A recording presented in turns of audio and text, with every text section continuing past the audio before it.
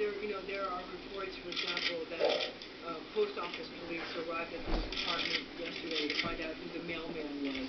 There are reports that the guy who did their dry cleaning was saying, "Oh my God, can I get Ebola because I washed his laundry?" So the question, I think, is, how wide in that, what are you looking at, and how confident are you that the people who may have come in contact with him before he had the fever have nothing to worry about? So let's start and then over to Mary. Again, I think I think every question that's being asked, I appreciate, because New Yorkers are asking the same questions, and obviously I'm going to ask our colleagues in the media to help get out a lot of information here and help dispel myths and help get truths out. It's crucial to emphasize it's not an airborne disease, it's not a casual contact disease. Again, something of a parallel to when HIV and AIDS started, and everyone who was here in the city remembers that crisis and remembers all the challenges, all the questions. And then it became clear that it could only be transmitted through direct, intimate contact, bodily fluids, nothing short of that.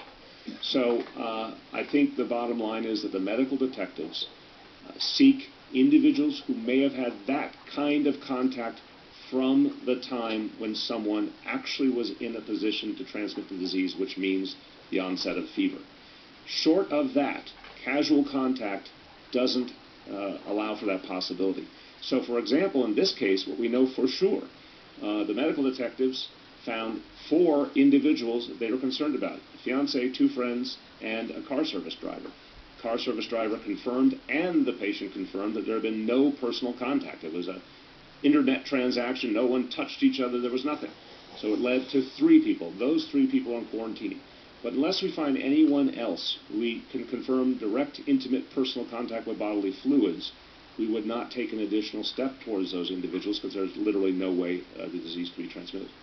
For example, say when he was at the bowling alley and he drank out of a glass and somebody washed that glass and they had a cut on their finger, is there a possibility that that person could be somebody your detectives? And remember, at the bowling alley, he hadn't yet had a fever. Correct. He was not symptomatic in that way. Just follow up on that last answer. Quick question. Coffee shop, the one in Union Square, or you're just generically describing it? No, not the one in Union Square. Let me get to it. It was Blue Bottle Coffee at the Highline? Okay.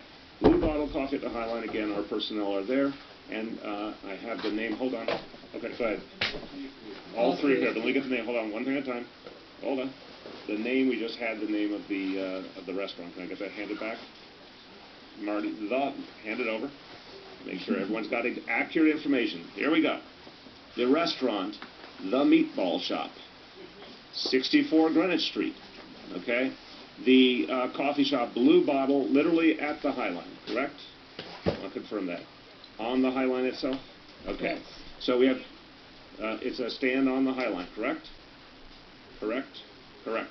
So we're going to do this from scratch so everyone's clear. 3 locations. Bowling alley has been assessed by health department, cleared. The gutter. The gutter in Williamsburg, Brooklyn, assessed and cleared. Blue Bottle Coffee, Highline, Manhattan. Joe, assessed. OEM commissioner reports back to us, assessed and cleared. The last location, the Meatball Shop, 64 Greenwich Street, is being assessed as we speak. Will be temporarily closed during the assessment. Expected to reopen at 6 p.m., assuming all cleared by the health department. Once we have a confirmed Ebola patient, which we have now, we start with the person's history. And as you've heard, he's a good historian, a very knowledgeable historian, a very accurate and cooperative historian. He's turned over his Metro card and so on. Then we seek to confirm that history. And we ask him all the questions that you've been asking. Who has he been around? What kind of contact have they had? And we try and find everyone with whom he has had contact in particular, people who he's had bodily contact with.